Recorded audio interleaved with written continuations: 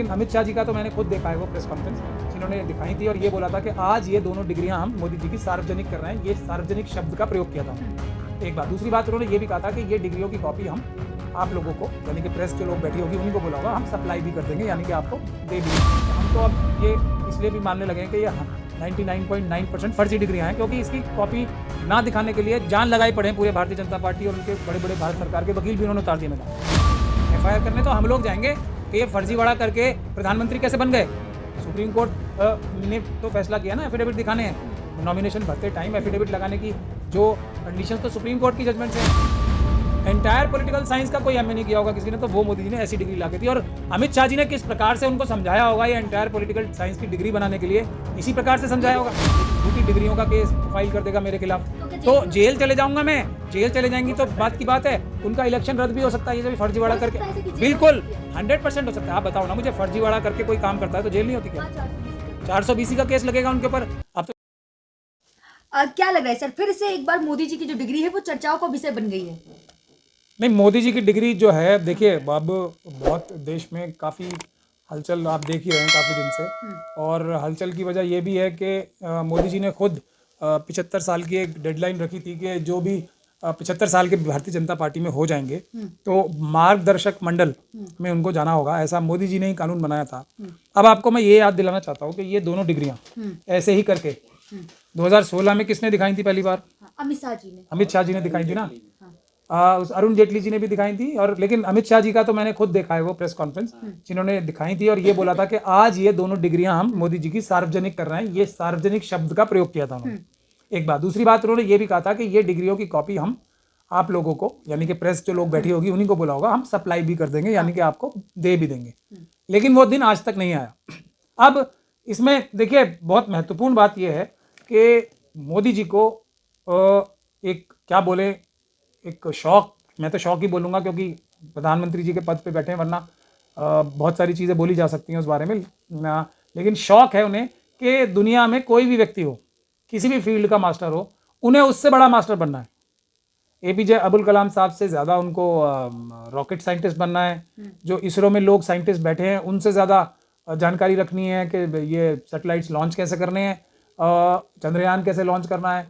जो हमारे बहादुर जांबाज पायलट्स हैं उनको ये बताना है कि बालाकोट में बादलों के पीछे से जाके हमला करना है। उनको कोई भी व्यक्ति हो, उसको कोई अगर इसमें हमारे फॉरेस्ट डिपार्टमेंट के ऑफिसर्स होंगे तो उनको ये बताना है कि मगरमच्छ का बच्चा कैसे पकड़ा जाता है। कुछ नहीं हो तो ये बताना है कि नाली में से गैस निकाल के पकौड़े कैसे तलने हैं, ये भी बताने को वो तैयार हो जाते हैं।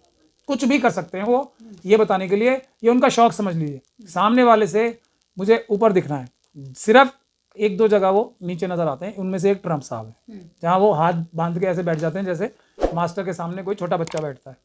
अब उसकी वजह क्या है उस पर मैं आज नहीं जाना चाहता। तो 2016 में अमित शाह जी ने प्लानिंग की होगी। अमित शाह जी तो चाणक्य बताए जाते हैं कि मोदी जी का आज मैं ऐसी डिग्रियां बनवा के आज रिलीज कर दूं कि कुछ साल बाद जब ये 75 साल के होंगे तो इनको हटा के प्रधानमंत्री बनने में मुझे आसानी हो जाएगी। तो इसीलिए इस प्रकार की डिग्रियां बनना कर देखिए। अगर चलिए हम तो अब ये इसलिए भी मानने लगे हैं कि ये 99.9% फर्जी डिग्रियां हैं, क्योंकि इसकी कॉपी ना दिखाने के लिए जान लगाई पड़े हैं पूरे भारतीय जनता पार्टी और उनके बड़े बड़े भारत सरकार के वकील भी उन्होंने उतार दिए मैदान। तो नहीं, हम जज को दिखाएंगे, मोदी जी दे देना, उनके पास तो होगी। यूनिवर्सिटी मना कर रही है और देश के जो दूसरे नंबर के सबसे बड़े वकील हैं जो भारत सरकार के, तुषार मेहता साहब, वो जाके यूनिवर्सिटी की तरफ से एक छोटा सा केस लड़ रहे हैं। तो इससे क्या पता चलता है कि ये डिग्री को छुपाना है, और ये छुपाने की वजह से हम लोगों को ये लग रहा है और साबित हो रहा है कि ये नकली डिग्रियां। अब अगर अमित शाह जी ने नकली डिग्रियां बनवानी भी थी तो ये एंटायर पॉलिटिकल साइंस की डिग्री बनवाने के क्या होने वाला था? ये तो खुद पकड़े जाने के लिए अपने सबूत छोड़ना कि ये फर्जीवाड़े की डिग्री है। आप ये देखिए, तो मुझे ऐसा शक है मोदी जी को चेक कराना चाहिए कि अमित शाह जी क्या इस दिन के लिए तो नहीं ये डिग्री एंटायर पॉलिटिकल साइंस की बनवाई थी, ताकि लोग इस पे बार बार आवाज उठाएं और जब मोदी जी 75 साल के होने लगे तो इसको एक बार फिर तूल दी जाए बात को और मोदी जी को हटा के वो खुद प्रधानमंत्री बन जाए। मुझे ऐसा शक हो रहा है। लेकिन सर जब यूनिवर्सिटी जो डिग्री है वो कोर्ट में दिखा रही है तो आप लोगों को जज के ऊपर भरोसा नहीं है? नहीं, जज साहब थोड़ी कोई कंप्लेंट करने जाएंगे, एफआईआर करने जाएंगे। एफआईआर करने तो हम लोग जाएंगे कि ये फर्जीवाड़ा करके प्रधानमंत्री कैसे बन गए। सुप्रीम कोर्ट ने तो फैसला किया ना, एफिडेविट दिखाने हैं नॉमिनेशन भरते टाइम, एफिडेविट लगाने की जो कंडीशंस तो सुप्रीम कोर्ट की जजमेंट से हैं। अब जज साहब तो जिस ओहदे पे बैठे हैं वो थोड़ी जाएंगे कि मैं थाने लेके जाऊंगी ये डिग्रियां नकली हैं, और सिर्फ डिग्री दिखाने से कुछ नहीं होगा। जज साहब के पास कोई चेक करने का तरीका है, रिकॉर्ड से मैच करने का नहीं है ना। अब जैसे वो पूरी दुनिया को फर्जीवाड़ा करके दिखाई थी ना ऐसे डिग्री अमित शाह जी ने, वैसे ही जज साहब को दिखा देंगे। अब जज साहब बंद लिफाफे में दिखाएंगे, जज साहब खोल भी लेंगे तो देखेंगे और वापस बंद कर के लिफाफे में रख देंगे, यही होगा ना। और क्या होगा ये। अब क्योंकि उल्टे काम है तो उल्टी पकड़ी भी जा रही है, तो मैंने देखा नहीं था तो लेकिन जब सारे काम उल्टे हैं, दोनों चीजें ही उल्टी हैं, तो उल्टी ऑटोमेटिक ऊपर वाले ने करा दी। का मुद्दा इतना हाईलाइट क्यों तो हो रहा है? अब जज साहब हमारे कॉन्स्टिट्यूशन में तो नहीं लिखा ना कि मैं उस तक आ रहा हूँ, पर मैं जज साहब की बात बता दूं। अब जज साहब ने देख भी ली तो अब उनका तो कोई मैंडेट है नहीं कि इस पे कानूनी कार्रवाई भी करनी है। ये तो डिग्री सप्लाई करने की बात हो रही है, उसकी कॉपी सप्लाई करने की। तो जज साहब देखेंगे हाँ जी डिग्री जैसी कोई चीज लग रही है मुझे, चेक थोड़ी करेंगे वो, और ना उस पर एफआईआर कराएंगे। हाँ अगर ये डिग्री ऑफिशियली, अनऑफिशियली तो सबके पास है, वो उसी दिन उनकी फोटो ही उतार ली सबने, सब पे। ऑफिशियली जिस दिन मिल गई किसी को तो फिर वो जाएगा नियरेस्ट जो पुलिस स्टेशन है वहां पे कराएगा एफआईआर। अब यही मैं आपको शुरू में बता रहा ना, आपका सवाल का जवाब देता हूं कि कोई भारत के संविधान और कानून में ये लिखा थोड़ी है कि कोई अनपढ़ जाहिल गंवार व्यक्ति जो है वो प्रधानमंत्री नहीं बन सकता या इलेक्शन नहीं बन सकता। ये तो मोदी जी को ललक है ना, मैंने जो शुरू में बताया था, एपीजे अब्दुल कलाम साहब से बड़े साइंटिस्ट बनने की।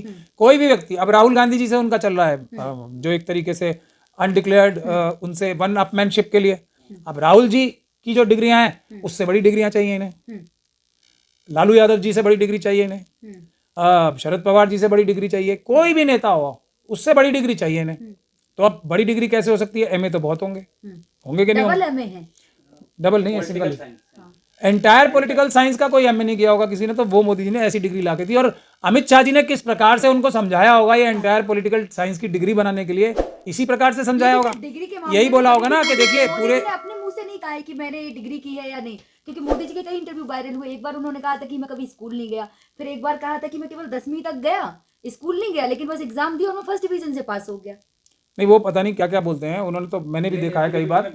लेकिन देखिए आप लोगों को मैं कुछ बोल रहा हूँ, अगर कोई संभ्रांत व्यक्ति बोलेगा तो उसकी बात की भी उतनी वैल्यू है जितनी एफिडेविट की है।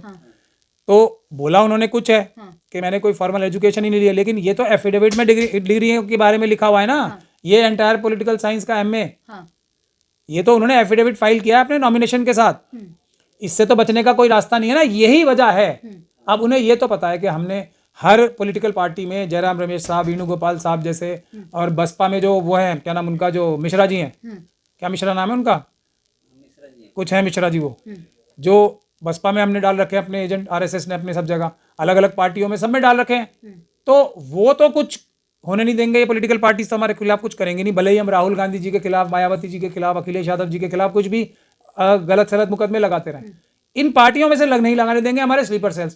पर डर ये है कि अगर ये ऑफिशियली किसी के हाथ लग गई तो मेरा झूठा एफिडेविट फाइल करने का कोई अंबेडकरवादी, ईमानदार, ईमान वाला अंबेडकरवादी केस फाइल कर देगा, झूठी डिग्रियों का केस फाइल कर देगा मेरे खिलाफ, तो जेल चले जाऊंगा मैं। जेल चले जाएंगी तो बात की बात है, उनका इलेक्शन रद्द भी हो सकता है, ये जब फर्जीवाड़ा करके, बिल्कुल 100% हो सकता है। आप बताओ ना मुझे, फर्जीवाड़ा करके कोई काम करता है तो जेल नहीं होती क्या?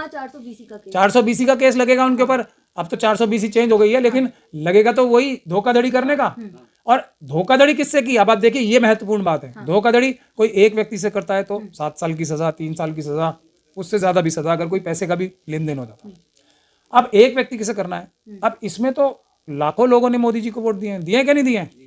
अब उनमें से अगर मैं, चलिए लाखों लोगों की तो बात नहीं करता, अगर 50,000 लोग भी ऐसा कहने लगे कि हमने तो इस वजह से वोट मोदी जी को दिए थे क्योंकि वो एमए है और बीए पास हैं, और वो है नहीं, उनकी डिग्रियां नकली हैं, तो हमें तो धोखा हो गया, धोखाधड़ी हो गया। तो ये 50,000 एफआईआर मोदी जी के ऊपर हो सकती हैं। अब 50,000 इंटू 3 ईयर्स भी मिनिमम लगा लो आप। क्या आप लोग कोर्ट जाएंगे?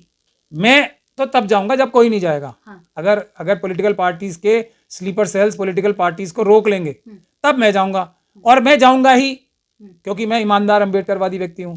तो ईमान वाला भी हूं, ईमानदार भी हूं और अम्बेडकरवादी भी हूं, तीनों चीजें। लेकिन अभी जो हाई कोर्ट ने रिजर्व रखा है ऑर्डर, आपको क्या लगता है क्या ऑर्डर आना चाहिए? ये ऑर्डर कुछ भी आए या ना आए, ये हमारा वादा है, इस बात की सच्चाई जरूर सामने आएगी। और इसमें तो शायद अमित शाह जी भी हमारी इनडायरेक्टली मदद करेंगे और वो सभी लोग करेंगे इनडायरेक्टली मदद जो मोदी जी को 75 साल पार होते ही मार्गदर्शन मंडल में डाल के प्रधानमंत्री बनना चाहते हैं। ये बात खुली है।